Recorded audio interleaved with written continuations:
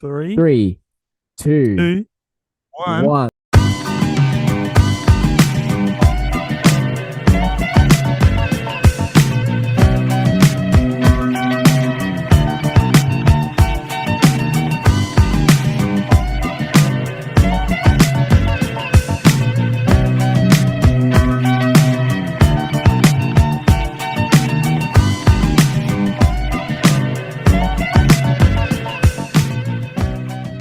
What's going on, guys? Hey, Welcome how back you to doing? Mozambique and Geek. Hi, And how look you doing? who is back. He's finally come back from I'm filming back. Batman, How Brave you and the doing? Bold. It was fun. Liam, welcome back. Thank you for having me back, man. Yeah, I really enjoyed filming Brave and the Bold, man. Like, I've got so many acting reels, like I want to share with you guys at some point. How's It's Jensen Ackles as Batman? Hey, like I'm telling you, man. Like he delivered like we said he would, and he's just doing an incredible job, man. And like he's definitely like my favorite Batman I've seen. Like, or he's just built different. Like he's just like bringing a very sarcastic side to Bruce Wayne, and I fuck with it. Like, it's good, man. Like, it was How's such Tom a- Holland as Damien? Uh, yeah, man. Like for me, that's like perfect casting, man. Like I just feel that he's the right age, he's the right height, naturally. So, yeah, no, he just brings out like this really like I don't know, almost friendly side of Damien, and I don't know how I feel about it. Like it's just very weird. Like I did see a little rule of Chris Pratt as Alfred. How was that? How was working with Chris Pratt as Chris Alfred? Pratt. Hey, Chris Pratt is actually he's interesting to work with, man. Like he's always like cracking jokes and shit. And this sort of stuff, yeah. Wahoo! He's just he's like Hey, it's bringing me, Mario. Yeah, he's like, he's a very Italian sort of Alfred, and Yeah. There's a scene. I can't really spoil the movie, but there's a part where Bane comes into the picture, and instead of Batman and Batman, you just get Alfred with this toilet plunger, and it's just we're gonna fix your toilet. Maybe that'll change the way you look at life. Yeah, like it's just such a joy to film that. Like I said, I got to play Dick Grayson, and that was really just the most full circle part of my life. So yeah, I can't really thank James Gunn enough giving me this opportunity. It was just so fun. Yeah. But anyway, I am fucking glad to be back on the grind with Mozambique Geeks. I've been still running the Instagram and stuff in the behind the scenes. So be expecting a lot more Instagram content within a few weeks. I've been having a bit of time off work actually as well. I'm gonna be having a lot more time off work, just a few days scattered around, so I can have more time to put into the Instagram as well. Yeah, we love it. And no, it's been good, man. We were joking, but I was actually doing a little bit of drama class a few months ago, just pretty much doing classes every Wednesday, and that started overlaying with our weekly schedule and stuff. But it's just concluded, and I've been emailed some very, very good acting reels that I might share at some point. That'll be I would love to see that. Yeah, it'll be on my personal Instagram and stuff. But yeah, definitely check it out if you want to know what I've been up to in that given time. So, yeah, no, I'm just really glad to be back on the grind. I'm really glad to have this back in my schedule. This is probably my favorite part of the week. And, for sure, yeah, same here. Yeah, I'm really, and I did watch a little bit of that Dragon Ball episode that last week. That was good fun with Braden. They did with Braden. Yeah, shout out to Braden, man, filling in and stuff. That was just really, really just really good, and just really just amazing on his part to contribute and to fill in for me. So yeah. Yeah, that was, like I said, that was a really fun episode to do with Braden. We will have many more guests. Absolutely, yeah. After that, I think we have to get one on very soon. But speaking about Liam and the DCU, we'll be talking about casting the rest of the DCU. We can rule Nightwing out completely. We can rule Nightwing out because we know Liam's already Nightwing. We already know that. And we already know Tom Holland's Damien. We already know Chris Pratt's Alfred. So it's all good. Yeah. We'll have a whole Bat Fam episode separate, and we'll go over Chris Pratt's incredible performance. Yeah. Alfred Butler with 2 teeth. Oh my god. That's my favorite move in the whole movie. It's so good, man. That shit's peep. That shit's Solo's Robert Pattinson. But yeah, I did do some of the DCU castings in the Superman episode that I did. Yeah. I will go over that again. Obviously there have been some officially confirmed castings. Obviously we know about David Corn Goat as the new 100%. Superman. Our new Superman, bro. Which I mean, what I don't think we've really gone over your thoughts about that. What do you think? I mean, obviously, I'm for it, but I'm a little bit late to the party with that, but fuck me, I am so over the moon with David's casting. He is just an incredible choice. I've seen a lot of his acting reels and a lot of like what he can do, and he's just like, even just when it comes down to him, just as a person, he's got the same moral values as Clark Kent. I feel, which is gonna play perfectly with his portrayal of Kal-El on screen. I think I'll be honest, man. It like I've seen him in like reels and shit and movies, and I'm not gonna lie, it's definitely giving off Christopher Reeve. I can't it is express that enough. It really man. is down to the look. I mean, seriously, and like the fact that he looks like Reeve a little bit. He does. He looks he looks like the love child of Reeve and Cavill. Yeah, and he's just got that like. Why did you say that name? What? You're a mistake. You're a mistake. I'm sorry, I forgot that's like your trigger word. It's Cavill. You just said Cavill. But yeah, like I definitely feel. I'm so over the moon, man. I think he's like the best choice they could have chosen, and yeah, he's definitely gonna be. I'm very excited because he's gonna be the Superman for a whole new generation, and like man. And again, just so much Reeves, man, and I'm looking forward to seeing where James Gunn takes it, and of course that new. I haven't actually watched that new series that you talked about. My Adventures with Superman. Yeah, I'm a bit behind, but that's been good so far. I want to watch, man. It looks really, really fucking good. Like Jack Quaid is great as Clark Kent.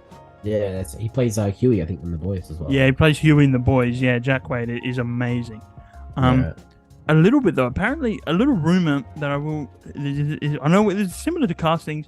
Apparently, he's been casted as Reed Richards for the Fantastic Four. Jack Quaid. I actually had different. I can really get behind. Yeah, I mean, I heard that Matt Smith got offered the role. Yeah, I did see that as well. Yeah, I thought he would be actually quite brilliant. And then there was the whole maybe what's his name from Kylo Ren, Adam, what's his name? Adam Driver. Adam Driver got offered the role, I think, as well. Yeah, he was heavily rumored to take it on, but I think so. Wait, it was Adam Driver, Matt Smith, and who was it again? Sorry, Jack Quaid. Jack Quaid.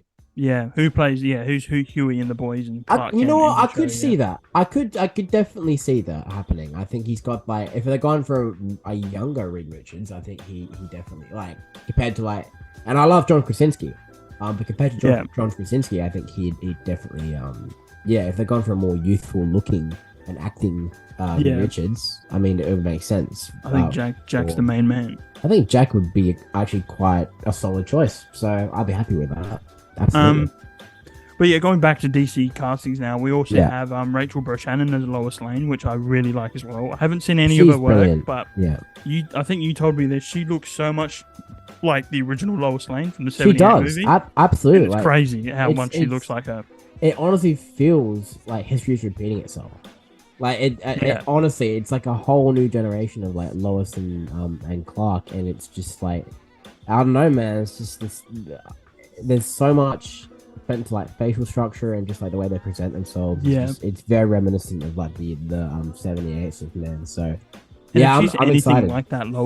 Anything like that Lois Lane, then she'll hit it. She'll smash it. She'll definitely be my favorite. If she's not launching out of a window in the second film, then I wanted to throw herself out the window, dude. I'm saying full on Mary Jane in the 90s animated series. You gotta prove you love me, so I'll just jump out a window. What is it with Superman and Spider-Man's girlfriend doing that? It's weird. Anyway, but no, she's brilliant. I'm keen to see her portrayal of Miss Lane, the journalist. Yeah, I think she'll be great. We also have Nathan Fillion as Guy Gardner. Has been officially announced. Nathan Fillion, he was in Guardians 3. He played that security guard when they go to that thing. Yeah. Okay, and he was also everyone wanted him as Nathan Drake. In the Uncharted movie, but obviously that went to Tom Holland. But yeah, he's been casted as Guy Gardner, which is really fun. And they've casted Hawkgirl. I can't remember the actress's name. They've casted Mr. Terrific, which is really cool. Mr. Terrific, I think it is. I think Mr. Terrific's his name. And then I think that's all they've officially casted so far. I think what I've heard is they're auditioning Lex Luthor very soon. Which we will actually go into some of the DCU Superman Legacy castings now. Yeah. Like I said, I did cover this in the Superman episode, but just in case you missed that and you've stumbled upon this one, I will go through it again. So for Lex Luthor, I would love the guy who played High Evolutionary in Guardians. I can't remember the actor's name. It's a really hard name to pronounce. But I think he would make a great Lex Luthor. I mean, the way he played High Evolutionary in that film was just like... I remember turning to you and I was like, you know what role he would be good as? Yeah. Lex Luthor. I have actually fun memory of that, eh? I can't wait for the scene where, you know, Clark just walks into LexCorp and just walks up to him like, you know, you've taken away Smallville from me. And it's like, but best way to get back to you? Michael Jordan, you know, like... That would be the funny shit. No, I'm playing. But... No, I think he'd be a good choice. I personally have always liked the idea of I can't remember the actor, but he was in Shazam and he played Merlin in the Kingsman films. Yeah, I know exactly. I've always loved was the he idea. In the Guardians, and he was the guy that went. Ooh? Remember in the first one? No, not him. He was Kingsman Secret Service. He plays the guy. He plays Merlin. He's I'll look it up on my phone quickly. Yeah. He's been in a few things, but I feel like physically he looks the most like, and just like his acting range is very like Lex Luthor-esque. So could definitely see that like happening. He's very creepy. Like you give him a very creepy sort of vibe. Oh, is he the guy that steps on the mine? Yeah. Yeah, Mark Strong. Yeah, Mark Strong. Oh, there he is, right there. Yeah, Mark Strong would be my personal pick. Yeah, actually seeing that's great. That's so I good. think so. Right? I think so. Yeah, he'd be brilliant. I mean, if I can click this picture. No, but yeah, I like that actually. Now that I've seen that, that's really good. He has that menacing look. He definitely has the Lex Luthor look. Yeah, he's creepy looking. I don't know why. That sounds mean. Like he's a great actor, but I feel like he could pull off Lex Luthor really, really well. Yeah, I think so too. I think that's a great choice. My other choice, is an old one. I've been rewatching The Boys lately, with my mum, which has been great. It's so fun to just see her react to everything, all the fucked up shit that's been going on. Definitely. But an actor that I was kind of thinking about it would be really good. I was thinking Antony Starr could be a good Lex Luthor, and I think the reason being is because Lex Luthor is a character who is desperate for kind of the people to love him and for Metropolis to love him. And Lex Luthor is very jealous of Superman because Superman has that attention and love. Yeah. And in The Boys, that's what Homelander wants. He wants to be loved. He can't live without being loved and adored. So I think putting that with Superman would be so interesting to see. But the only problem would be is everybody would see Homelander versus Superman. Essentially, yeah. Yeah. Like that's all people would really want to see going into it. So, yeah, I think like because he's always been like, I'm not even gonna say typecast because he hasn't even been cast as like Reverse Flash, but yeah, I mean people have always just put him in the same category as Reverse Flash. But I think now that you mention it, Lex Luthor doesn't seem completely out of the picture. I think that's definitely doable. I think he's got the acting range for it. He's obviously got the talent for it. He's got that. Oh yeah, I can't believe he hasn't been casted in anything else, like any other big project. Yeah, 100%. I mean, it's only a matter of time, you know. So, yeah, I could definitely see that happening for sure. And then so going on to John Kent now, who I think this role is just as important as Lex Luthor in the movie because John Kent plays a major part in who Superman is. My number one pick is Brendan Fraser, who just won the Oscar for The Whale, which I think is really good. If you haven't seen that movie, I highly recommend watching that movie. It is very, very emotional. I bawled my eyes out. But essentially, The Whale was about Brendan Fraser, who just loves his daughter and just wants to do the best by his daughter. And I think, holy shit, that's literally what John is. John just wants to do the best by Clark. And just how gentle Brendan is throughout the whole performance. Just how loving and caring and affectionate and affectionate. That's the word I'm looking for. Yeah, you're good. He is for his daughter, but for his carer and other people, even for his wife who's divorced him. He still like really cares for her and still really wants the best for her. And that is John Kent through and through. And I would absolutely love to see that on a Smallville farm in the middle of Kansas. That would be pretty good. I can't lie. I think he's got depth. He's got the chops for that, I think, and he's the right age as well. So that would be fucking perfect, actually. So yeah, I think that's my number one. And then for Martha Kent, who I really want Diane Lane to be Martha Kent, who played Martha Kent in Man of Steel. I would really like her to come back because I think she was a great Martha, and I really liked how Zack Snyder. I mean, I know, like, I am a bit mad that John died very early on, but I do like how Clark made, how he made Clark a mother's boy, and his relationship with Martha was so close, and so it made Martha the John Kent character that he is in the comics. Which I love. So I'd really love Diane to come back and get another chance at that character because I think she was great. I loved her as it. Absolutely, yeah, 100%. That would be. She was great. I thought she really shined in the Snyder Cut as well. Oh, for sure, yeah. It's just that scene when she's running to Clark like in the field.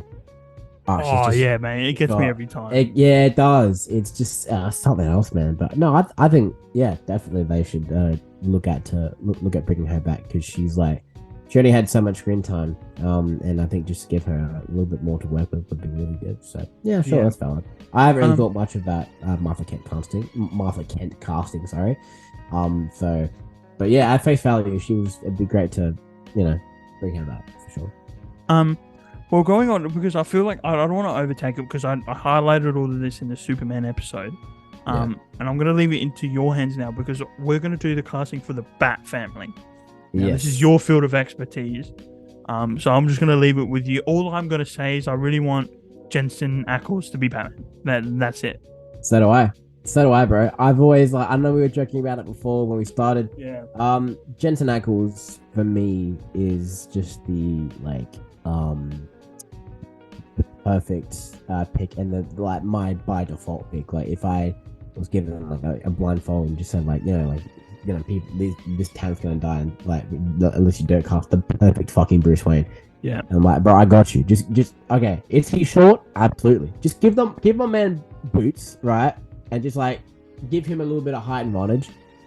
And you've got. I mean, they did it with Wolverine and Hugh Jackman. Wolverine, exactly. 5'5" and Hugh's 6'2", so height is kind of irrelevant, I guess. Yeah, sort of, unless they're really, really picky about it. Yeah. I mean, he could do it regardless, but Dick Grayson's pretty tall, but if someone like Jason Todd is taller than Bruce Wayne by a lot of inches, that's yeah, it does look a bit goofy, I guess. Yeah, a little bit, yeah, especially when it's Batman and he's meant to be the most menacing fucking figure. Robin's just taller than him. Yeah, exactly. I don't know how that would go down, but no, I think Jensen Ackles, actually, what is his height? I think he's your average height, 5'10". 5'10". 5'10". I think that's 5'11", the average man height, maybe 6 foot even. He's got 3 children. That's fun. Yeah, Dick, Jason, and Tim. Yeah, true. I see. Yeah. I like how you didn't even mention Damien, the only biological one.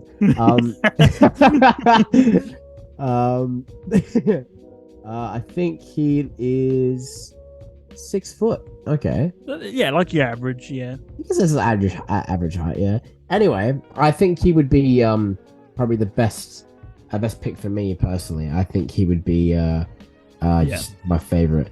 So I obviously, if James Gunn, if you're looking to actually cast a great Batman for Brave and the Bold. I mean, I would know. I was literally Nightwing.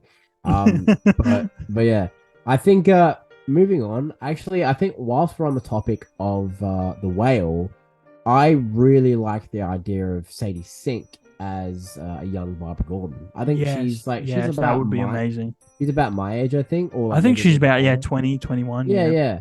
But I think as opposed to Oracle, I don't know. The thing is, if it's Oracle, she might be Oracle at that point because I know there's a bit of a jump, but if they're not going to do that, then she would make a fantastic Batgirl. What's her situation in the comic, in the Brave and the Bold comic? Is she Oracle or is she Batgirl? I don't know. I read Brave and the Bold. I think maybe last year, at the end of last year, and I don't think she was a massive part of the story actually. So it's kind of up in the air. like where her status is. But that being said, I haven't read like Volume 3 yet, but yeah, I think like I don't know, it's actually to be explored. But either way, I've been thinking about like her with Barbara Gordon for a while now, and I think she's like she's about like the right age. I can imagine her like, going up against like, like arguing with Jim and shit. Like the way she like argues in Stranger Things with like Steve and stuff. Like, oh yeah, it'd be imagine great. her arguing with like Jim Gordon like that. Yeah, like, that'd be so good. I would love to see that. But I think, like, I mean, I could really see her like being, the brains behind like, half of Batman's operation. Well, not the brains. Okay, the brains behind Robin, not Batman. But yeah, I definitely think she's got a lot of potential. I could definitely see her like as a very like Rebirth-esque sort of Barbara Gordon take. I think Sadie Sink would be my choice personally for a Barbara Gordon. As for Dick Grayson, now that's the question. That's the question. Just before, right? We discussed this before, and I've discussed this with other people. When you cast Dick Grayson, how old? Because if you cast Jensen, right? Fuck. Let me rephrase this question. How old does Batman need to be for Dick to kind of? Because if you're having Dick as Nightwing, how old do you reckon Batman's going to be? Because I think that's the most important thing about the movie. Yeah, it is. Because like in original like Teen Titans comics, like he was still Robin up until like the age of like 2021. So he adopted the Nightwing identity. Like, I mean, he had that whole disco phase, which is great, by the way. I love disco Nightwing.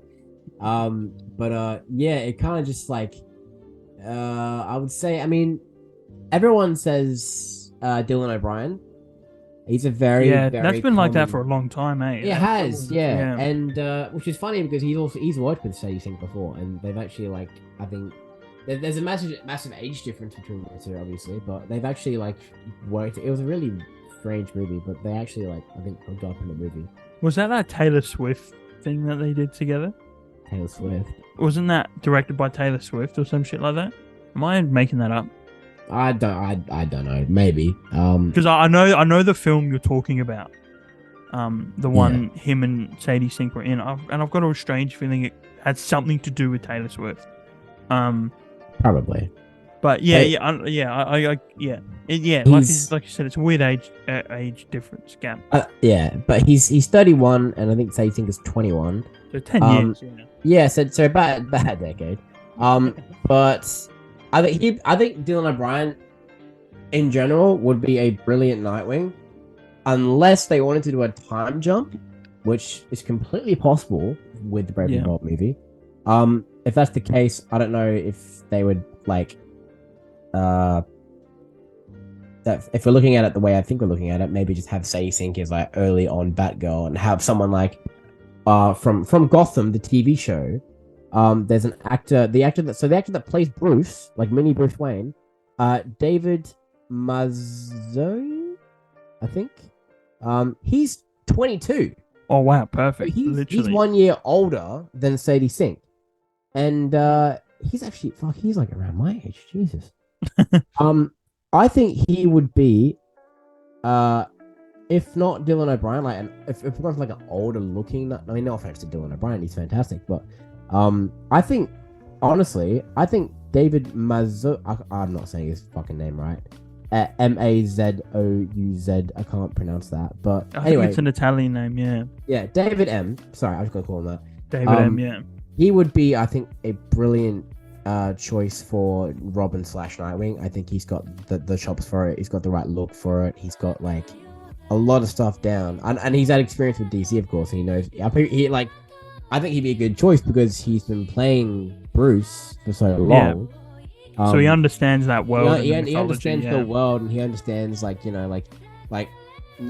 he gets to play Bruce, and he understands the psychology behind that character. It's like how he knows how he would go raising a son. Literally, yeah. How would the son turn out? So, it'd be a really interesting thing for him to do, for him to play, is to play the father and the son. But either way, I think he would be a brilliant Dick Grayson, I feel. As for Jason Todd, I'm a massive fan of Cobra Kai. I don't really talk about that a lot. I'm a massive Cobra Kai fan. And Cobra Kai's good, yeah. I have been watching it for like a while. I always watch it with mum, like every time it comes out. But the actor that plays the son of what's his name? Johnny Lawrence's son. Yeah, I know exactly. He did that film with Addison Rae. Yeah. Robbie. Yeah, he did that movie with Addison Rae. It was It was not really well received, was it? It was. It was. I watched it. It was horrible. Yeah. I'll get that movie up because I know exactly the actor you're talking about. I just got it up here. Tana Bushanen, I think is how you're saying it.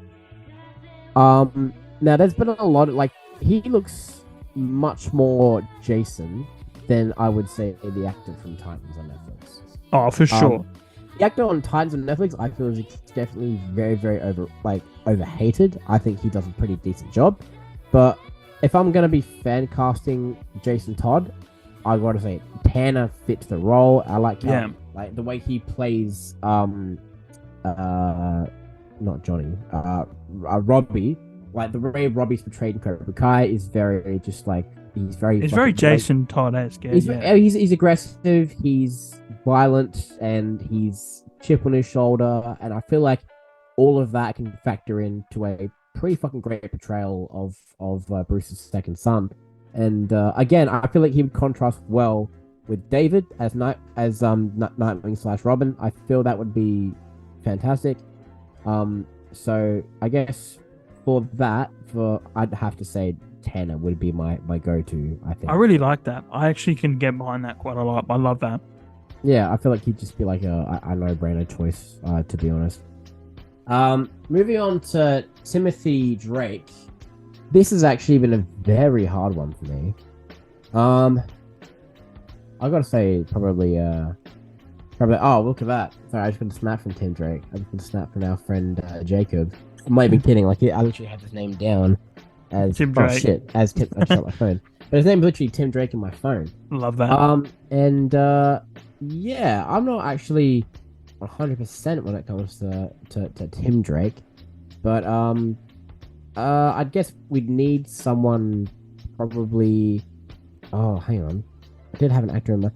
A lot of people are saying Timothy Chalamet. I'm not really a massive fan of Timothy Chalamet. No, neither am I. He's everywhere at the moment. Yeah, he is. He's a great actor. Don't get me wrong. I don't think he's like. I mean, he doesn't. I don't think he's got the acting chops. And I think he's even said that he doesn't want to do superhero movies. I think he said he's going to try and stay as far away as possible. And that is from superhero movies. That is completely because a lot of people wanted him to be Harry Osborn as well in the MCU. I know. Yeah, that's that. Right. Yeah, I've been seeing a lot of Anderson shit about that actually. Yeah. Sorry, I've got a few actors down here. Oh, look at that! Dylan O'Brien pops up again. Let me see. I did have an actor in mind a while back.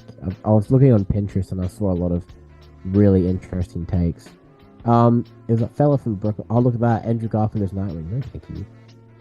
What? Andrew Garfield's like nearly 40, isn't he? Yeah, 40. Respectfully, wow. I'm good. I mean, I back in the day, I thought that would have been a good idea, but it's I don't really feel that. I think he would be great Spider-Man. I think he'd be a fantastic Peter Parker, actually. Yeah. All right. I think his name is Asa Butterfield. He's been in a few things. Oh wow! Okay, I've never heard of him. Yeah, Asa Butterfield. You've probably seen his face before. He has been. Let me look him up. He's been in a few. He's been in a lot of teen Netflix stuff, I think. But don't get him confused with Oscar Butterfield or what I think is it Oscar Butterfield.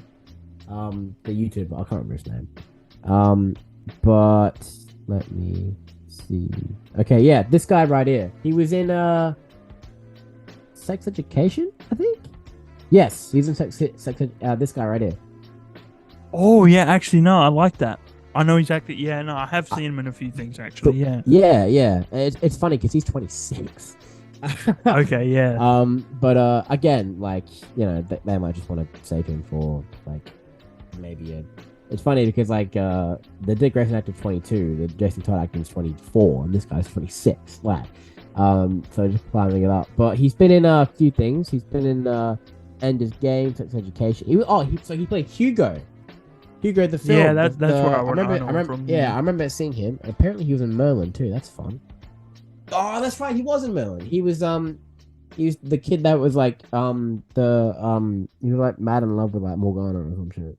Not in love, but like he could have been in love with Morgana. I mean, I know I was. Morgana's like anyway.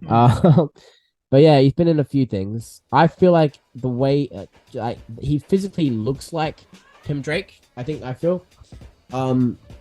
He strikes me as like he could play a really intelligent like role in terms of Tim Drake. I feel like he could definitely it would just suit him and his acting abilities. And again, I've seen him in Sex Education, and I think he's just a really good choice for Timothy, in my opinion.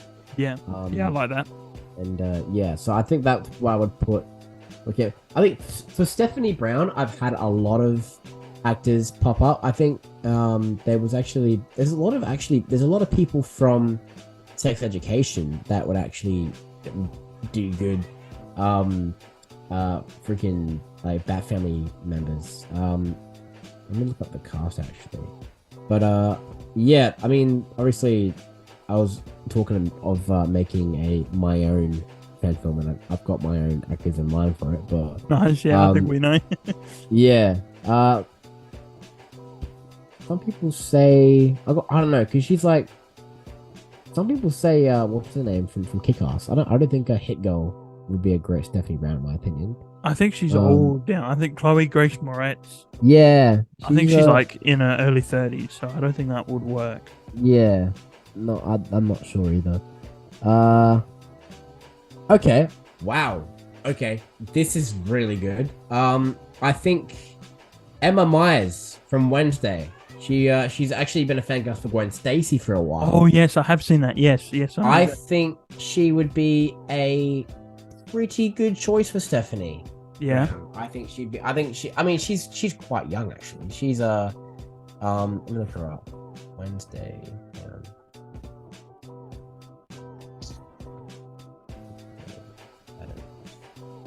Okay, let's have a look. She is. I mean, I think Stephanie Brown's a little bit. She's like quite young in terms of the Bat Family, so she's only. Oh, she's 21. Okay. Okay, yeah, that fits with everyone else. Yeah. I mean, she's my age. All right, yeah, true. Okay, yeah, I think she'd be a very decent choice for Emma. I think she's like a Stephanie Brown, like the way she like. I haven't seen all of Wednesday, but I know she plays a very like upbeat, sort of like very humorous, optimistic, and very bright character. And like yeah, she's always like trying to lift others up and stuff. And I think she if she were to play Stephanie, she'd be like how Stephanie was written in like the recent Bat Family Adventures little Batman DC manga yeah, the thing webcomic, going on. yeah, the webtoons. I feel like she'd give off energy for. But yeah, I think she's about the right age, about the right height, about the she's got the look. I think so. I think she would at least. I think they should at least consider her. I think she's would be a pretty fantastic choice. For Kate Kane, aka Orphan. Wait, am I getting that right? Orphan. No, Kate Kane. Was that Batwoman or Orphan? Anyway, Orphan. I actually really like the idea of. So obviously we were just talking about the boys. Yeah. And I can't remember the name. Who's the name of the character that Frenchie is like head over heels for? Comico. Her name's Karen Fujimai. Something Karen something. Yeah, she plays Komiko in The Boys. Yeah. Yeah. Karen something. I think she would be. Hang on. How old is she? I think she's older. I feel. She must be, okay. Born February 10th, 1992, so she would be maybe 20, late 20s, probably. No, she would be older. 92. 92? Oh, sorry. No, she was born in 92. She would be older than late 20. She would be like 30, 20, she'd be like 30, 31. Yeah, right. If I've guessed that correctly. Look up a wiki real quick. Yeah, I'm looking on Wikipedia. Famous. I don't even want to say his name, but you know. Yeah, I know the Henry Cavill. I'm not saying that. Okay. You get your sources from Wikipedia. Okay. Don't actually have life and career references. Could be. That's weird. She doesn't actually have an official Google thing. Okay, that's strange. So he was born 10th of February 1992. So she would be like probably early 30s, I think. But either way, she could definitely pull off someone like a little bit younger, I feel. And I 31, yeah. 31. Yeah. Like, I feel that she could, because I think she played. Did she play Katana? Yeah, she played Katana. Yeah. Oh, okay. I mean, she's had DC experience, so like, I think she's a very active actress. She's a fantastic actress in general. She can do badass action scenes, as proven in The Boys. Yeah, exactly. Yeah, so she can pull off like the intimidation of like a character like Orphan. If they want to do her a little bit older, or if they want to do a little bit younger, I think she can definitely pull off a younger Orphan. Oh, so, for sure, yeah. Yeah, I think it'd be cool to see Batman's daughter, first on screen. I think played by her, for her to play the Orphan would be fantastic. But, yeah, I think that's my personal rendition of my dream Batman fan cast. I think that would be really cool to see that put on screen one day. But the whole I think it's pretty good what you've done there. I think besides the Orphan, I think you've done really well in the age demographic. They're all 21, 22, which is great. Yeah. I mean, one of them was 26, but I think you could get away with it. Yeah, you could. Yeah, I think some of them were in sex education, so they played high schoolers, yeah. They play high schoolers, yeah, and it's. I mean, Andrew Garfield was 29 when he did Spider-Man. Yeah, I think Tobey Maguire was 26 when he did Spider-Man. Yeah, that's why in the first Spider-Man, I think they had to have him graduating because it's yeah, they just made no sense. Yeah, exactly. But yeah, sorry, continue on. But yeah, no, that's really well done in terms of age, and I think that's the important thing doing the Bat family is the age. Yeah. Because you don't want Batman being 35 and then Dick being 32 because it's doesn't really make sense. I think you've done it. If Jensen Ackles is 39, it does make sense for him to kind of find Dick when he was 10, and then when he's 39, Dick's 21. That's it. So, mate, yeah, I think that's really well done. I think James Gunn should take that down, or whoever's going to direct Batman: Brave and the Bold. That's just my opinion. Out of what I've seen of these actors, in other media, and just how they portray characters on screen, and just their physical appearance as well, just screams these characters to me. So, and again, David from Gotham, he's had because half of these actors have had a lot of experience with DC. So it would just make a lot of sense for them to want to sign up for something bigger and better just on the big screen. So I think James Gunn should really just take some notes, look into that, make my dreams come true. Yeah, cast Liam as Nightwing, bro. I mean, what do you mean cast? I have been cast, bro. Why do you think I was away for a few weeks? But yeah, that's my personal rendition. Yes.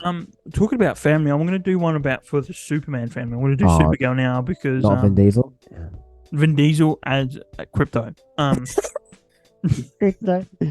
Okay, nice. I can see that. But Supergirl, because there is a Supergirl movie, James Gunn in the chapter 1. Yeah. Now, one of them, I would like to keep Sasha Calle as Supergirl. I don't think it's going to happen. I would like her because I really liked her in Flash. I thought she was great. Oh, yeah, she. Yeah. I would like for her to get a proper chance at the character. Yeah. But again, talking about The Boys again. It comes up a lot, eh? We're watching it again. I think it's kind of easy to pull from there because they're all playing superheroes in a way on that show. So it's kind of easy to see them in that superhero type of world. For sure. Yeah. But I think a Supergirl that I would really like is Erin Moriarty, who plays Starlight in The Boys. Yeah. I think she would do an amazing job as Lara. I think not only has she got the blonde hair and she's a good looking woman, Very good. I think she her Annie, her character Annie in the show has so much characteristics of Starlight, and very much to she's I guess kind of like the Superman in that show, like the proper version of Superman. Like she just wants to do good. She wants to kind of inspire. Yeah, definitely.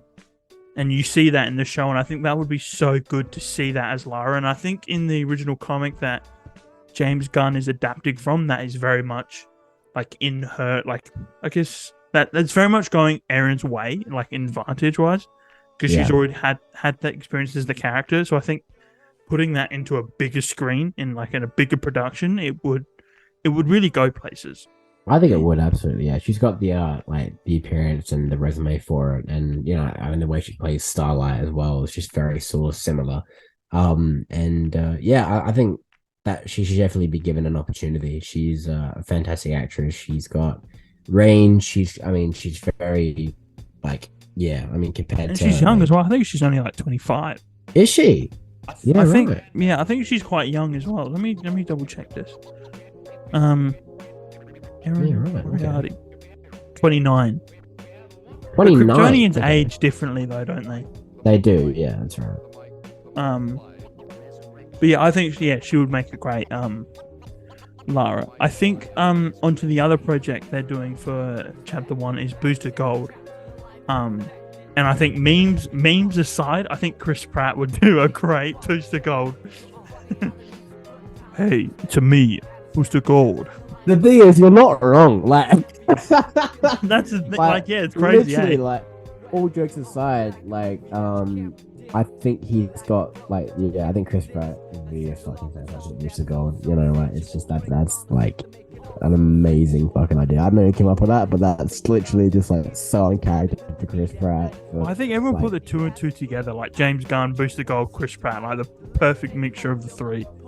That's it, yeah, definitely. I think the other one that I really like as well after seeing Barbie is I think I would cast me as Booster Gold, aka Ryan Gosling, because he's literally me. No, seriously though, I think Ryan Gosling would make a really fun Booster Gold. Yeah, actually, because I think we spoke about that a few days ago. But I just saw Barbie as well, and obviously boy had the whole blonde thing going on. Yeah. By the way, Barbie is incredible. If you haven't seen it, please do. It's incredible. Actually got a really good message about female empowerment and about even male empowerment. I am Knuff because we are Knuff. I am Knuff. But yeah, actually, speaking of Barbie, did you like the Zack Snyder reference in that movie? Legit, I was watching. I was standing up. I was like, "Yes, let's go!" Fucking, I somehow don't doubt that. Because what's the name? The Afro Barbie, we mentioned it when she was in the weird Barbie's house. Well, it was really good. I was like, that's random, but I realized, that's what Toby was talking about. Yeah. That's great. I think the whole cinema was like, "Who the fuck is this guy?" I'm like, "Let's go! Let's do the Snyderverse!" Oh fucking god, yeah! I would have loved that after fucking experience that. You see, Ben Affleck's Batman will drive through Barbie there. Yeah, exactly. Oh fucking god, yeah! Just demolishing all the Barbie dolls, because Batman kills. Wow. Just grabs Ken by the throat. Yeah, exactly. Do you bleed? Okay, man. But Ryan Gosling, because it's because Chris Pratt and both Ryan Gosling are the biggest memes right now. But I think that really works. Booster Gold's kind of the meme in the DC universe. Nobody takes him seriously. Essentially, yeah. But I think Ryan Gosling is just really good in funny roles, and again, he's got the perfect. I mean, look at my boy's physique as Ken. I mean, he looked great, bro. Didn't he, in that movie? But he's a fucking unit. I think he could definitely do Booster Gold. It's actually a really fucking good idea. So yeah, I'm all in for that. Aside from you, would be a great. Yeah, because he's literally me. Literally us, though. Bro, I drive. Bro, interlinked. I drive interlinked. I'm just Ken. Where I see love, I see you dead. Oh, such a banger, bro. But yeah, 100%, bro. Interlinked. Doesn't matter what I do. I'm always number 2. Have you seen the edits and shit of between I think Blade Runner 2049 and Spider-Man 2099? Essentially, they're the same character. Yeah, I've seen that. Yeah, it's pretty cool. Fucking funny as You look lonely. Bro, Ken is interlinked. Bro, Ken is literally interlinked, bro. Ken drives. He does. Bro, I mean, bro. When he showed up in the car, I'm like, he drives. Yeah. No, when he was like in the back of like the Barbie mobile or some shit. Barbie mobile. Like I remember saying to Kavam, like, this seems actually incredibly inaccurate. It's actually meant to be Ken that drives, not Barbie. Because Ken drives. Because he drives, like. Starts playing that song. There's something inside you, something strange. That's actually a banger song. I know, it's so good. That movie is great. Like when your birthday's coming up, I want to actually buy you the jacket from that movie. I have the jacket. What do you mean, dude? Because I'm him. Yeah, true. Because you're literally him. Yeah, that's it. Such a fucking slick jacket, though. Because like there'll be sometimes where we'll go around it. What? I'm serious. Like there'll be sometimes where I like walk around and work in this like fire ass bomber jacket, and I should be like, I drive. Did you know I drive? Did you know I drive? Like, I've pissed off my girlfriend so much with the whole Ryan Gosling identity. It's actually like, you know, but you know, she has to understand. He's literally us, though. I am Kenough. So like, I'm Kenough. Ken is me. I'm literally Ken. Like, and Ken is Booster Gold. So yeah, I think it has to happen. It has to happen. Let's manifest that shit. Going on to the second, going into the other one, which is the second most excited DC project that I'm excited about, is Lanterns, the Green Lantern TV show we're getting, which I'm super excited about because I love Hal Jordan. And I have a few options for Hal Jordan. One of them was Jared Padalecki, who played Jensen Ackles' brother in Supernatural. Yes, him. Okay, yep. I really like him. I think he has that Hal Jordan look. I think he just looks it aesthetically. Imagine the high difference next to Batman. Then. Oh my god! But I think I feel like Hal's taller. No, is Hal supposed to be taller than Bruce? Or is it just because he's always kind of like floating? He just looks.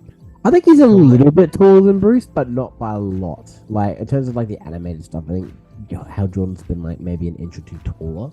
But yeah, I don't know. I never really actually paid much attention because we haven't seen Batman and Green Lantern like, you know, in live action together. So. And I think it would be even better because they have such good chemistry on Supernatural. Yeah, they do. Those two in live action together because they hate each other. Like in the comics, like Hal and Bruce hate each other. So I think that'd be so funny to see that live action between those two. It'd be kind of how like if Doctor Strange were to meet the guy from who's the guy that from Black Panther? The guy from Fortnite.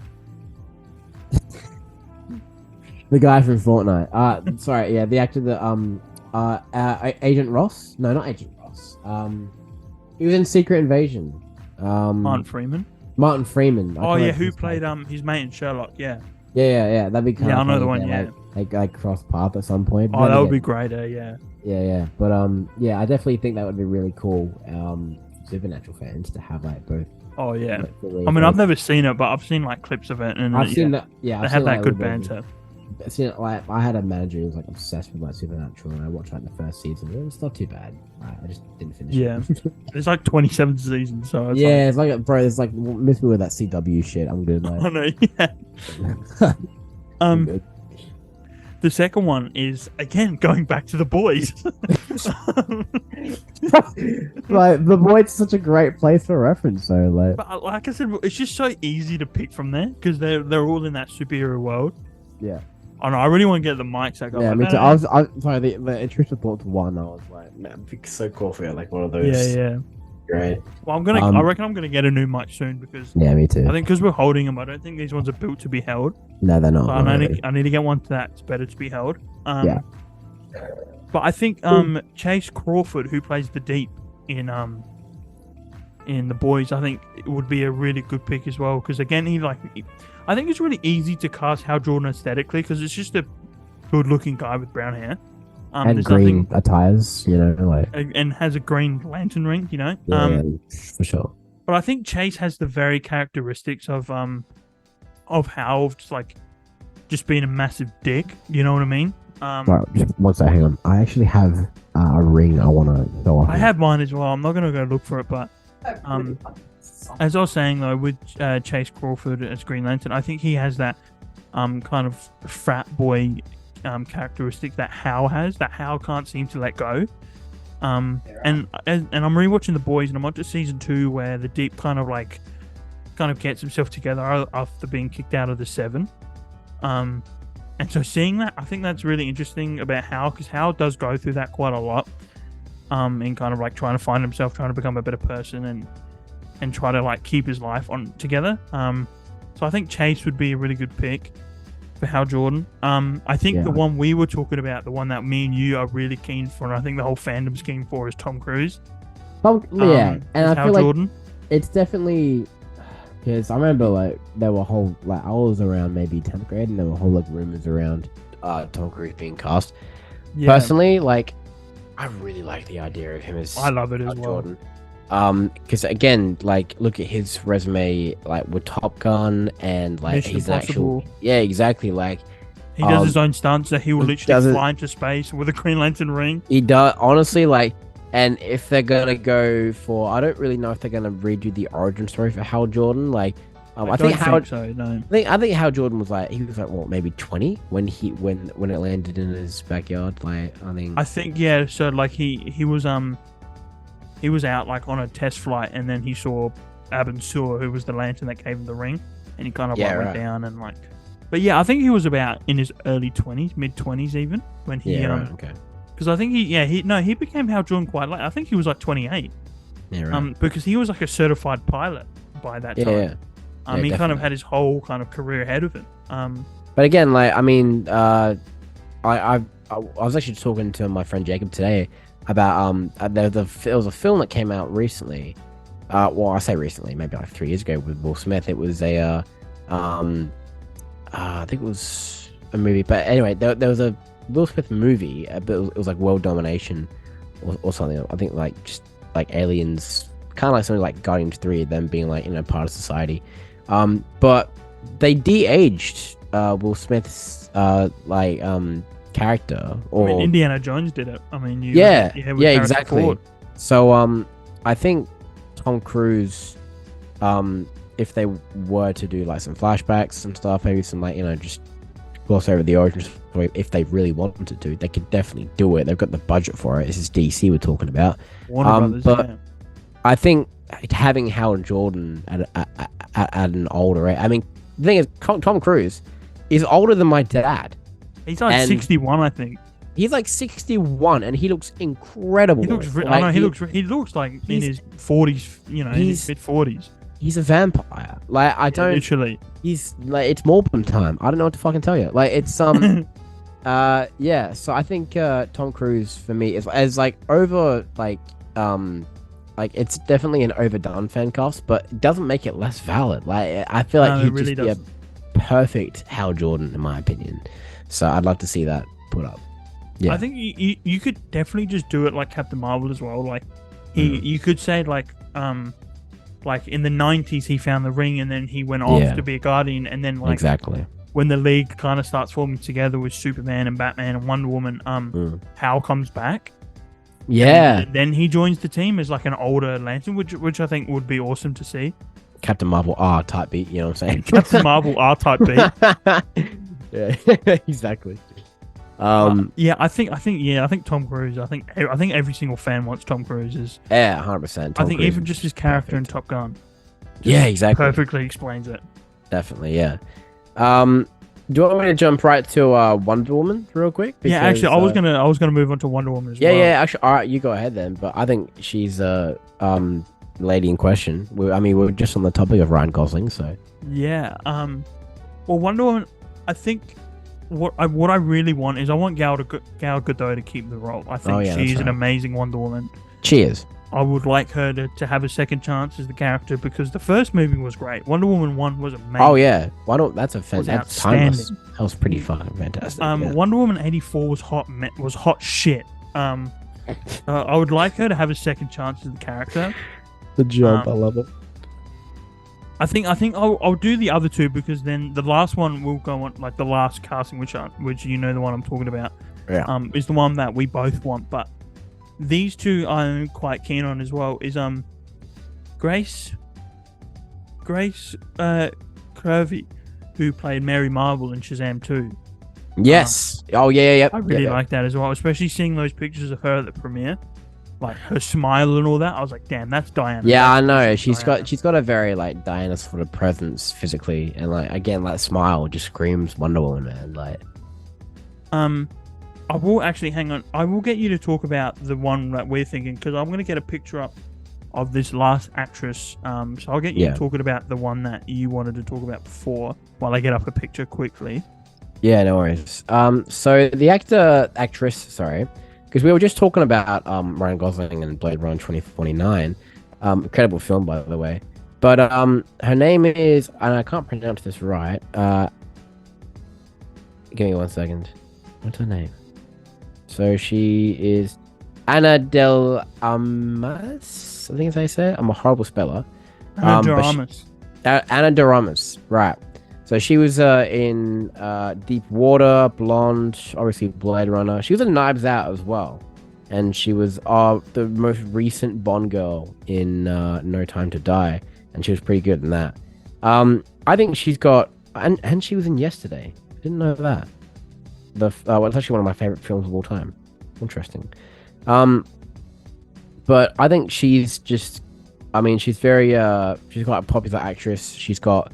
a lot of great films under her belt. I think she's quite phenomenal. She pulls off a lot of great roles. She's got a great range. She's don't think she's had much experience with the superhero genre, but nevertheless, I think she'd be quite fit for a role like Diana Prince. I think she's got that presence. She's got that just the way she carries herself, the way she talks, and she's yeah, I mean, most people when I first thought of like who I'd cast for like a new Wonder Woman, I immediately thought of not the character. Cara Dune from no, Cara Dune from Mandalorian. Oh yeah. I know exactly who you're talking about. But she's like you know, like you said, she's yoked. I know. Like, Wonder Woman's fit, but she's like, bro, she's like Bane, dude. Which I'm saying as a compliment, like Bane's yoked, so like she's yoked as well. Oh, 100%. Sorry, I'm just gonna look her name up real quick. But she was WWE as well. Oh my god, hang on. Mandalorian. She got fired from that job, didn't they? Unfortunately, yeah. She did, yeah. I think because I think she had a tweets, some tweets that were just looked over by Lucasfilm and like. Sorry, we can't actually have you. Gina Carano. That's the one. Yeah. I think she would first of all, she's pretty incredible actress, and I think she's pretty badass, yeah. She's pretty badass, yeah. And she's got that like the strength that Wonder Woman needs. Like I don't mean just physically, but like she's very like all that like female, like she's very empowering. Like I said, she's been WWE, so she's got like so much experience for like a role like Wonder Woman. But I guess when it comes down to like again, because she's fucking yoked, bro. Yeah. But yeah, I think someone like Amara Del I'm sorry, I can't Ana de Armas. That's the one. I don't know. I feel like just the way she carries herself and her acting resume, and again, that smile, man. I'm telling you, bro, it's got me interlinked, dude. It's got me interlinked. She's like she radiates a lot of Diana Prince. So she looks like I'm not talking about like her just Wonder Woman. She looks like a genuine, not Atlantean, goddess, I guess you could say. Yeah. She very hang on, I'll be a mental fart again. I love those. Right when you don't need them as well, it's great. Exactly. Amazon. She looks very Amazonian. Yeah, as Amazonian. So I think she'd be my personal fan cast for Diana Prince / Wonder Woman. I think she would be incredible. So this is the casting that I was talking about before while I was getting up while Liam was talking about Ana de Armas. I'm a very big horror fan, and my favorite horror movie ever is called Terrifier 2, which is a super violent movie about a killer clown. But the lead girl in that actress's name is Lauren Lavera. She's quite young, and in the movie she's like a really big fan of like a Wonder Woman type character. So she goes to this Halloween party cosplaying as her, and this is her there in the suit. but it's like very Wonder Woman-esque. It is. But I think she plays a bigger sister, so she has that like big sister vibe of like protecting her little brother and just protecting people, and like she really gets a like fucking head kicked in. But she's always like, she gets back up. She just keeps fighting because she's always thinking about protecting her brother and protecting her family. Yeah. And I think that's something like I think Wonder Woman has is just, I think every superhero has, but I think I can see that through Wonder Woman is like just always kind of like having the odds against you and always kind of like getting back up and fighting. For sure. And I think, I don't know how old they want Diana to be, but if they go to a younger approach, I think, because I think she's like 25, 26. Yeah. I would love her, Lauren, to be the role, but I think Anna de Armas would be great. I think Grace Curvy would be great. But I think personally, number one, I think I want Gal Gadot back in the role. Yeah, definitely. I feel like with Gal Gadot, like, I mean, she's had pretty incredible entries. Like, I don't think she's had a bad entry as one. Even on Shazam, even the Flash, like, even in the original Justice League, and I'm not talking Zack Snyder. I'm talking about the Justice League. Yeah. Even though that movie was painful. Yeah. She was definitely like one of the things that kept me going. Like, it kept me getting through that movie. She's just never turned in even when the script is like completely against her, she's never turned in a bad performance as Diana Prince. And I think that just proves to her how much she loves the character. Like, she does not want to do the character injustice at all. That's it. So, and I think that's the biggest reason why I want her to stay as Diana. Yeah. And going on from Diana, we'll go to John Stewart now. We'll go back to Lanterns now. Yeah. We'll go to John Stewart, who we were saying just before that you told me that Idris Elba, is apparently casted in the role already. Yeah, I heard a rumor about that floating around somewhere, but I think he would be pretty fantastic choice. Now, it's a bit of a gray area because we mentioned before we actually started the episode, but James Gunn obviously is taking over the chops of DC and everything, and obviously prior to that decision, he made the Suicide Squad back in 2021, which is an incredible film. Yeah. And obviously, dude. Yeah. Oh, dude, Peacemaker. Oh my god. Yeah, Peacemaker. And obviously and Idris Elba has had DC roles under his belt, including in that movie as well. But the thing we were talking about, is that movie canon to the new DCU? That's the thing. Yeah, we don't actually know, because in the introduction for Gods and Monsters, when that was first announced, he pretty much, I think he didn't even mention Suicide Squad at all. He didn't. No. He just kind of started with, so pretty much we'll start with the Flash, and then that'll like build. So the way I see it is, I think that was just, I think the Suicide Squad was a standalone DC Elseworlds movie that was that's how I view it. Others might view it differently. Yeah. That was just pretty much just a movie for fun. And you know what? It's a good fucking movie. It's a great movie. Just like having that, and then like just having like Peacemaker right after that. It was so fun. Yeah. The thing is, like, that was honestly, like, last year, that was DC's best. Is the Suicide the Snyder Cut came out the same year as well, didn't it? Yeah, so there was that as well. Yeah, there was that. There was a lot of good DC content like floating around for a little bit there, but obviously, and then we had the whole just like whole reboot stuff, which according to James Gunn has started with the Flash, and then I think Shazam as well was meant to. I'm not sure where Shazam stood. Not a lot of people went to go see Shazam. Like, no, nobody saw that movie. I know Blue Beetle. I think James Gunn said Blue Beetle was the first DCU movie. Right. Okay. Oh no. Or is it no? Blue Beetle was the first DCU character. He said. I see. Okay. And then Superman Legacy will be the first DCU movie. Right. Okay. Cool. I think that's what he said. Yeah.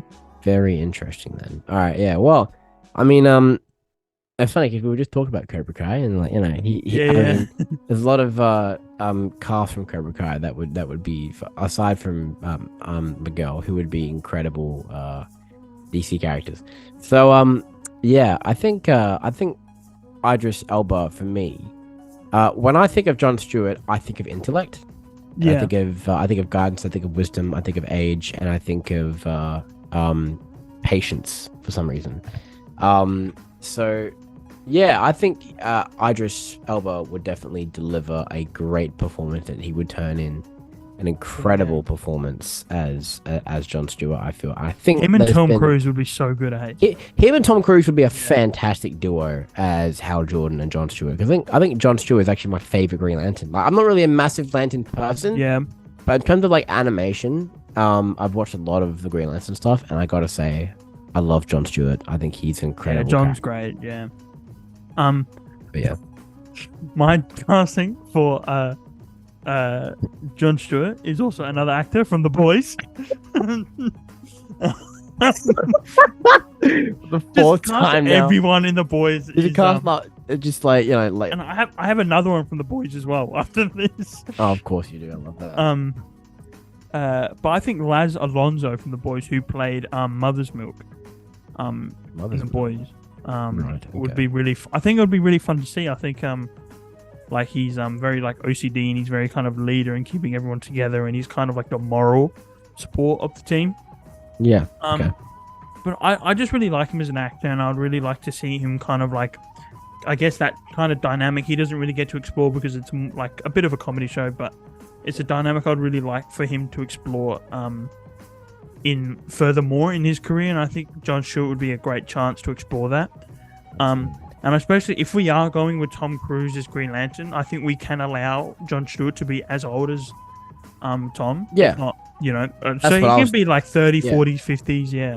That's what I was thinking. Yeah, definitely. I think that would be just a missed opportunity. I feel if that wasn't to be considered at some point, or at least get an audition.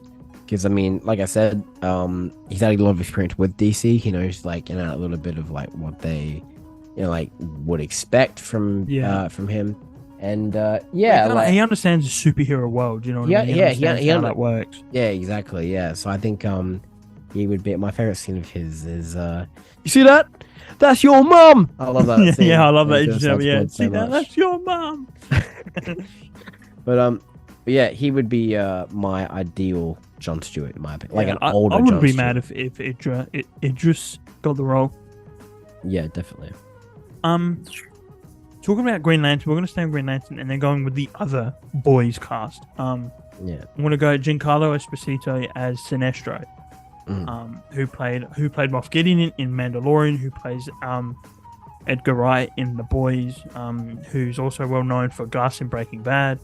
But I think something that I love about Sinestro is, one, he looks like Sinestro a little bit, but two, I think he kind of plays that kind of like, I guess, kind of calm mastermind. You know what I mean? Yeah. Like Sinestro does lose his shit, but it's very rare. Like he's very calm. He knows what he's doing. Yeah. And Sinestro is a type of villain to not really want world dominance. He kind of lets things flow and then comes in at the right time. And so that's what I mean by, like, he's a smart mastermind. And I think Giancarlo would be great at that. I think we saw that in The Mandalorian, who was a great, calm mastermind villain. Absolutely. So that's probably that's the only one I got for Sinestro. I think Mark Strong, who we recommend for Lex Luthor, played Sinestro in the Green Lantern movie, the Ryan Reynolds one. Which we got. He did he? I think that was him. I think that was him who did Sinestro in the original Green Lantern movie. Didn't actually know that. And then we got, like, at the end, we actually got Yellow Lantern Sinestro, and then, like, that movie was so bad we didn't get another one. I thought that post-credit scene was going to go somewhere. I imagine. Yeah. A character that I love is the Midnighter from the Authority. Oh, shit, sorry. The Authority is to be in Superman Legacy. And Midnighter, I have like all Midnighter comics on my comic collection. I love him. I think he's a great character. I think he's a really fun character. My only casting is Luke Evans. Who have you seen Beauty and the Beast, the one with Emma Watson? Early bits of it, to be honest. He plays that really handsome guy who tries to cure the Beast. You know, the guy who always wants Emma Watson. Oh, love. Yeah. I can't remember the character's name, but yeah, the actor who plays him, yeah. Yeah, I remember he's like the really arrogant prince. He's like the The villain that thinks he's the hero. He's like the whole. It starts with a G, I think. Yeah. Anyway, yeah. I think he would be a great Midnighter.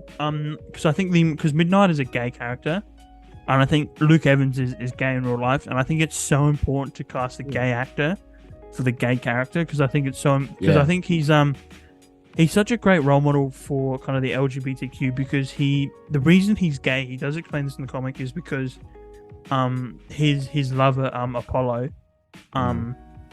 he said Apollo was the first person in my life to give me attention, to give me love, and so he goes, that's why he's kind of gay, and he kind of like, you know, loves Apollo, and I think it's so important to show that he's very much like Deadpool, like he's very comedic and he's super OP. But I think it's important to show that as a Midnighter character, and I think in today's day, I think it's important to show that, and I think Luke Evans would really thrive in a role like that because he's always playing the handsome straight guy who's always trying to get the girl. I think it would be really fun for him to play a gay character trying to get the guy. So I think that's a really interesting casting for Midnighter that I really want. Going back to the Bat family though, we missed one vital character for the Bat family. We missed Alfred. Yes, we did. Yeah, that's right. I was gonna say you got a few really good casting actually. My number one casting for Alfred is Ralph Fiennes, who played Voldemort in Harry Potter. Could see that. Yeah. Who have you seen? Grand Budapest Hotel, the Wes Anderson film. It's great. I think I have. Yeah. He plays a really kind of like posh man, really posh, upbeat man. Okay. And watching that, I'm like, that's Alfred. Alfred is such an upbeat person, and obviously he's very posh. And so I would love to see that. And also I think something I love is reading the Tom Taylor Nightwing run is how much like Dick and Jason and Barbara appreciate Alfred, because we only ever see Bruce and Alfred. Yeah. And I think something that I can't wait to see is Dick and Alfred and like Jason and Alfred. Yeah. And I think that's something I really want with Alfred. That's my number one concern with Alfred going into the Batman movie. Is how he is around the rest of the family. I think Ian McKellen's one I would really like to see. I think Ian McKellen would be really fun. Ian McKellen would be fun as fuck actually. Yeah. I think that would be a really good one to find. And then Patrick Stewart was the last one.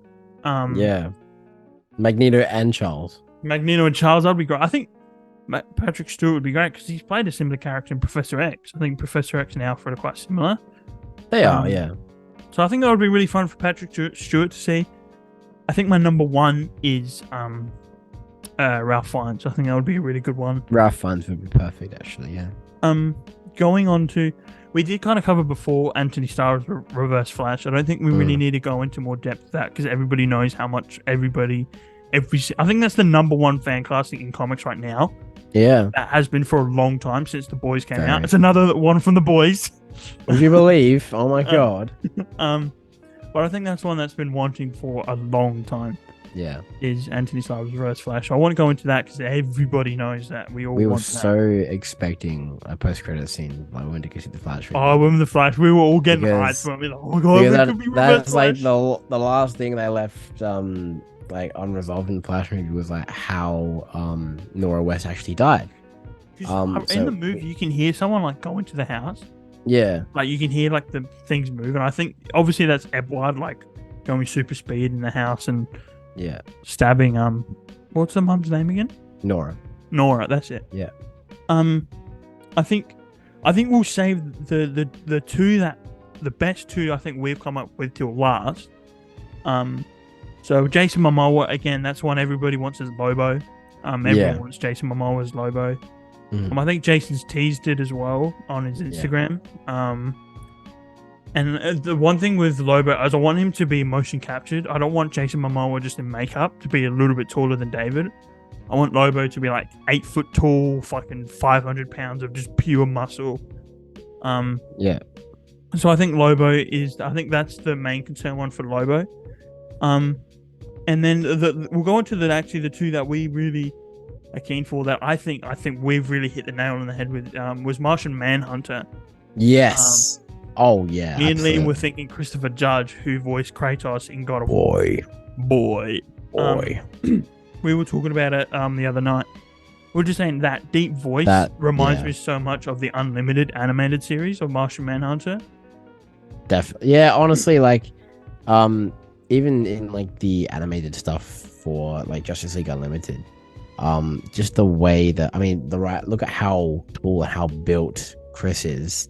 Yeah, Chris is a unit, man. Yeah, he is, and like, I just feel that someone like Chris would just do Martian Manhunter, and Martian Manhunter is just like, definitely a physical. Like, he's definitely like the moral anchor in the Justice League as well. Like, yeah, definitely, and that kind of goes hand in hand with the,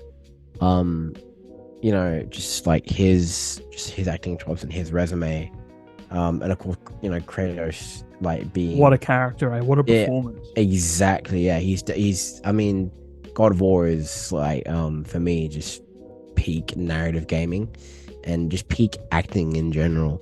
And I think the voice as well, obviously, like that's so, if it was like a less aggressive like version of Kratos, like and you've got yourself your perfect Martian Manhunter. So I think me and Liam hit the nail on the head. No, we really did. With that one, and then the last one is one that I think you came up with, that I think a lot of people will love as well, but I think one we're really keen for is Lucas Teal as Barry Allen. I've really loved the idea of Lucas Teal as Barry Allen for a while now. Obviously, he was in X-Men. He played like the. I think it's Havoc. I think the name of his Havoc. Yeah. Havoc. Yeah. Yeah, and he's been in a few other things. He was in the music video for Taylor Swift back in the day for "You Belong with Me." He was the guy. That, was he? Wow. He was the guy that was like talking to her like with the chalkboard or the whiteboard. I actually was just talking to my girlfriend about it, and she's like, "Yeah, he was in the music video for Taylor Swift," and I was like, "Oh, okay, fun." I think he would be just. I mean, he's the right age, he's got the right appearance, and he's got the right youthful charm. And I think, because a lot of people would say back in the day, before like even before CW was a thing, even before Grant Gustin came along, people were really vouching for Chris Evans as Barry Allen. And honestly, that was a really big thing back in the day, and honestly, that if that happened back then, I wouldn't have complained. But I think it's just gotten to a point now. I think Chris Evans is a little bit tired of the genre. If he was a little bit like, if he got casted back then, I don't really know if you could cast anyone better. No, but you couldn't. I think someone like Lucas, he's the right age, he's the right build, he's got the right facial features. He looks like comic Barry, and I think he would be probably my ideal Barry Allen. And again, I loved him in X-Men, and I loved him in there's a few other films I've seen of his scattered around, but he's a very, very talented actor. He's got a good resume, he's always got good performances going on. So yeah, I also will say, we actually forgot to mention this, because we've been going over the Justice League, I gotta say, we haven't actually mentioned Oliver Queen. We haven't. No, Stephen Amell. All right, next one. There's been a massive rumor going on for a few months of Austin Butler. That's really good. I like that. Yeah, I'm personally very fond of that. I think Austin Butler would be pretty incredible. So, yeah, he goes dark side and he just breaks out. We're lost in a crowd. We're lost in a crowd. Yeah, that when he runs out of arrows. But yeah. I will also just say, I want to pop this right in as well, because it's literally just occurred to me. I really like the idea of someone like John Sim as John Constantine. John Sim. He played the Master in the David Tennant era. Oh, yes. I honestly... That's cool. I don't know. I've just had this like headcanon for a while. I don't know how old he is, but... if he's like, I mean, he's been in a few other, but he's obviously got a very British background and stuff, and he's but I don't know. I had an idea of like If they were to bring, I'm very hungry. Yeah, literally. But I feel like he like would scream Constantine. I like that, and I'd love to see that at least taken into account if we really want to bring in Constantine at any given point. He's one of my favorite. Aside from Nightwing, he's like one of my favorite DC characters. So he's a great character. He's fantastic. Yeah, but anyway, that's just my opinion. So, actually, I've been thinking about Constantine as well. I was thinking of Stephen Graham.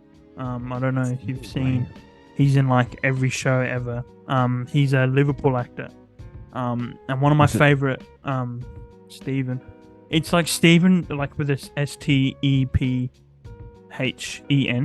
like not like Stephen, like Stephen. Oh yeah, Stephen. What is it? Graham. Graham.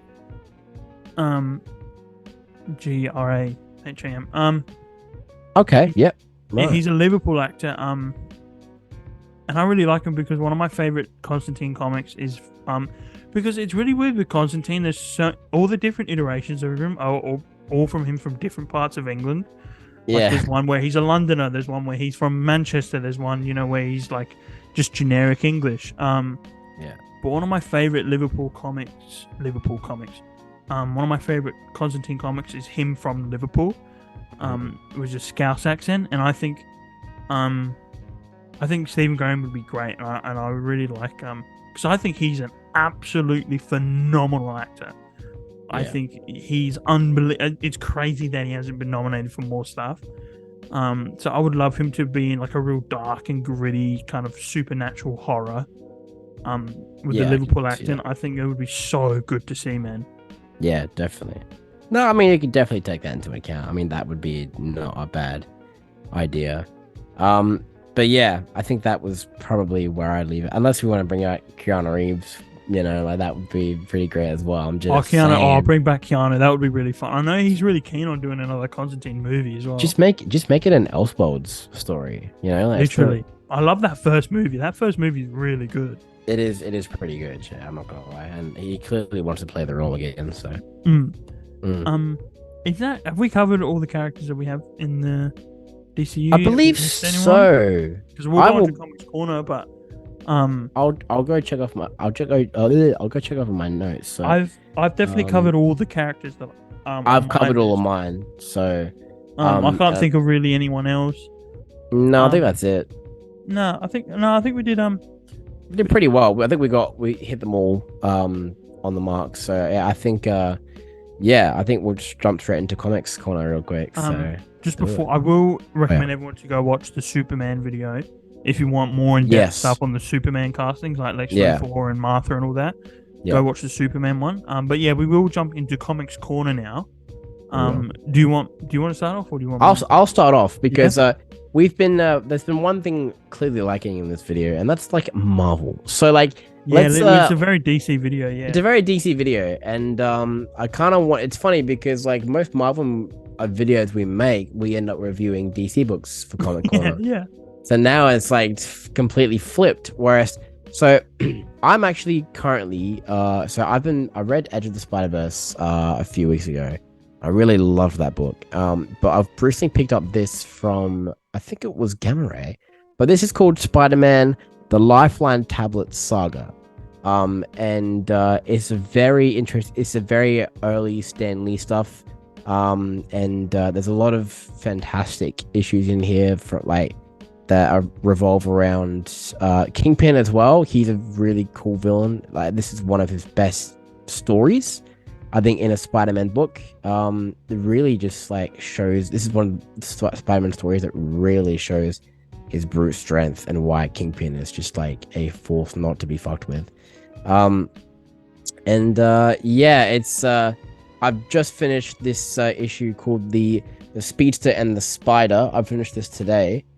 This is not exactly a team up, as you can tell, but because Pietro Maximoff and Peter Parker are two of my favorite characters in Marvel Comics, so that was really cool to see them. But it's very cool. It's pretty much it surrounds around this whole like tablet that gets stolen by Kingpin, and then Peter has to find a way to put it back in the museum without looking like he stole it. and of course doesn't really go down well with the Daily Bugle, and comes down to and starts with the first issue is called Crisis on Campus, and if people who think that look familiar, it probably because they actually recreated this in the PS4 game back in 2018. This exact panel, which is really, really cool. But yeah, no, it's really cool. It's about Peter's college years. He's dating Gwen Stacy around this time. But if you're a massive Willie Fisk fan, like if you're massive into like Daredevil or like the Netflix stuff, or just like anything like Kingpin as well, like this is really cool. I mean, it's kind of like a Kingpin to me is one of the scariest. Well, I'm much more. Kingpin's goated, man. I am scared more of Kingpin than Thanos. Yeah, I must say. That's what I love about it, man. But yeah, no, it's just a really, really good book. I'm up to issue 5 currently. I'm on the Shocker issue. I'll chase you to the end of the earth. Yeah. So I'm really. It's called Spider-Man: The Lifeline Tablet Saga. Obviously, this stuff written by Stan Lee in here. So, yeah. I mean, how can you go wrong with that? And illustrators are John Romita Sr. Sorry. As you know, John's good. I mean, what is it you said? Jim Mooney and Steve Rude, with Josh Buscema, I think that's how you say it. But yeah, a lot of great illustrators, and obviously Stan Lee. Can't ever go wrong with Stan Lee. Yeah, the goat of comics. I have heard really good things. I know a lot of people actually recommend, like, not only because it's like the kind of the original source material, but a lot of people recommend the Stan Lee, Steve Ditko, and John Romita stuff over like any of the other ones. Besides Ultimate Spider-Man, a lot of people like recommend to read the Stan Lee stuff over like anything else. So I'll have to check out some of the Stan Lee stuff because I've heard like amazing things about it. Sure, yeah, definitely. And it really kind of like, apparently it really keeps up with today, like even today, like, you know, you read a lot of the older comics, like especially for me who read a lot of old Superman comics, and they're like real fucking cheesy and corny. But I think Spider-Man really keeps up with the times, even today. Yes, Spider-Man's just a character that just really has this vibe of like, even like, you know, young adolescents and stuff, and like, you know, teenagers trying to figure out themselves, and just, you know, just young adults trying to figure out themselves. And I think it's brilliant. I think Spider-Man's a character that is in every way completely timeless, and this book is just really proving that to me, especially when it comes into the college and relationship stuff. So yeah, because, you know, I fight Willie Fisk all the time. I find that really relatable. I get my hands crushed by you know, Willie Fisk all the time. So yeah. I'm going on to a book that's literally me, the book I've read this week. I didn't know Ryan Gosling had an autobiography. That's crazy. Right, he's got it, bro. He's got a graphic novel. Now the book that's literally me is I read the Batman. The Dark Knight Master Race. So this is the third and final book in Frank Miller's Dark Knight trilogy. I love Frank Miller, especially his Batman. Like, that's my favorite version of Batman out of everything. Is that version of Batman? Yeah. Which I think we'll definitely have to do like a Batman episode for sure. Just like, absolutely. I think there's so much to do on Batman. Yeah, there is. And I'm slowly getting back into Batman as well. Yeah. But this book, it's just so good, man. I don't want to spoil it because obviously you've got to read the second one, and then there's a lot that happens in this book. Yeah. But the thing I love about this book is it really kind of like, I'll kind of talk because there's a lot of spoilers in here, so I'm not really going to really talk too much about the book. Fair enough. I mean, I do want to show this page here of the goat, of course, which I love. You know. Yeah. I absolutely love that. That's pretty fire. I want to talk about kind of more about why that version of Batman's my favorite. I mean, it has an amazing animated movie as well. Yeah.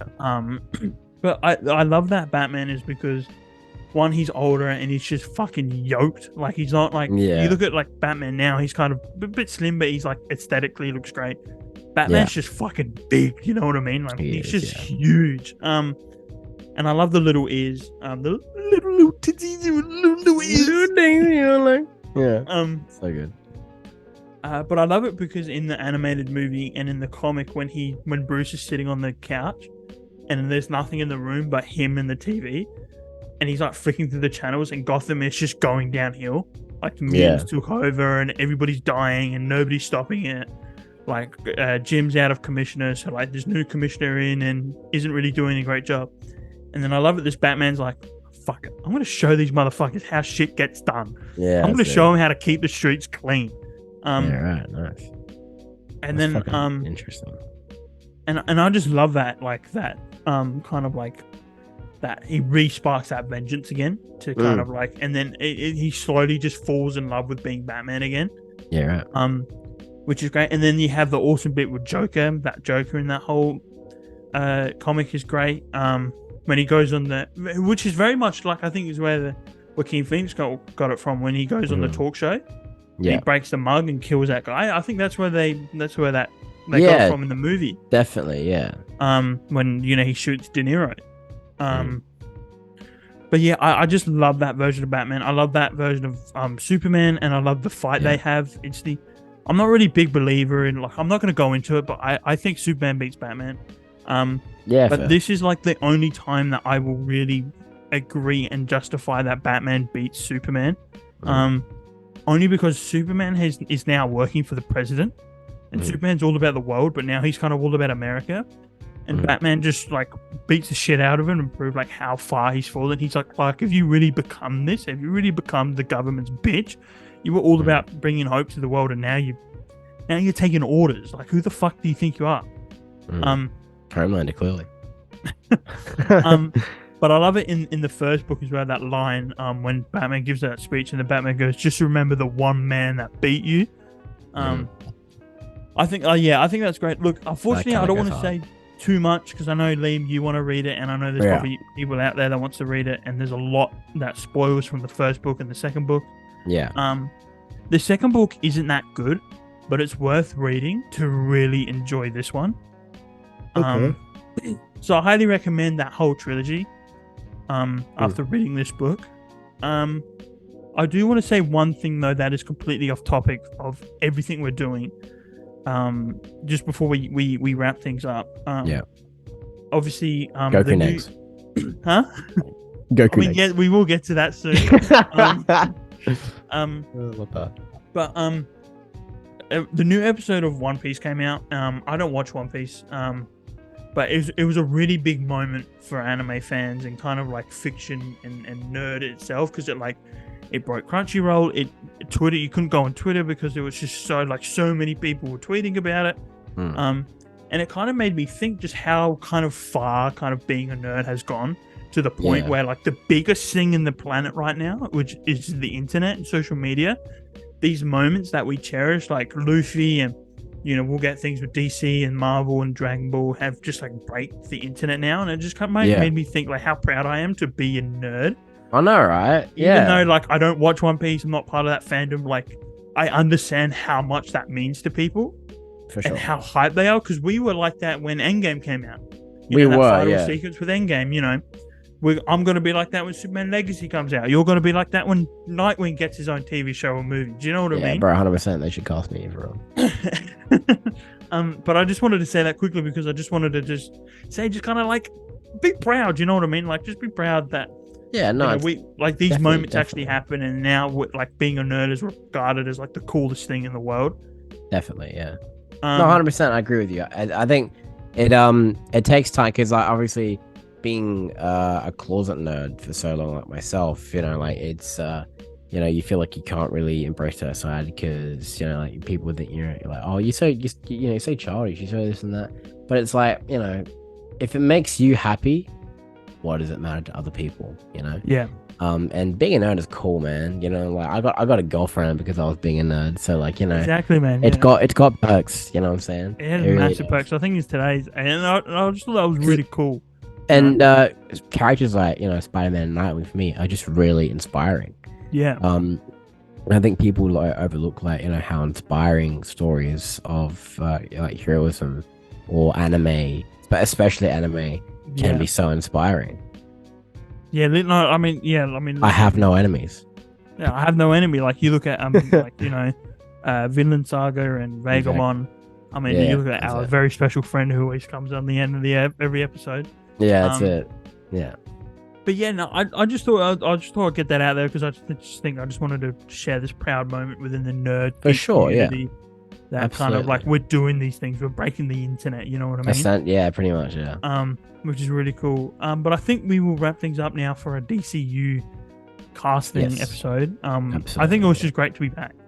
It is. I'm the schedule. I'm happy to be back on schedule, man. I've missed this. You know, like this is like the stuff I look forward to, like, you know, every week. Like I'm always, I you know, for like 1 to 2 hours, I get to just sit down and just, you know, the world just like, you know, sort of like stops spinning for a little bit, and I can talk about, you know, like my favorite stories, my favorite characters, my favorite, you know, fan castings, you know, and it's a blast. It really is. And obviously to be working with you again, it feels good. Like, and I just look forward to having that schedule back and just seeing where it goes.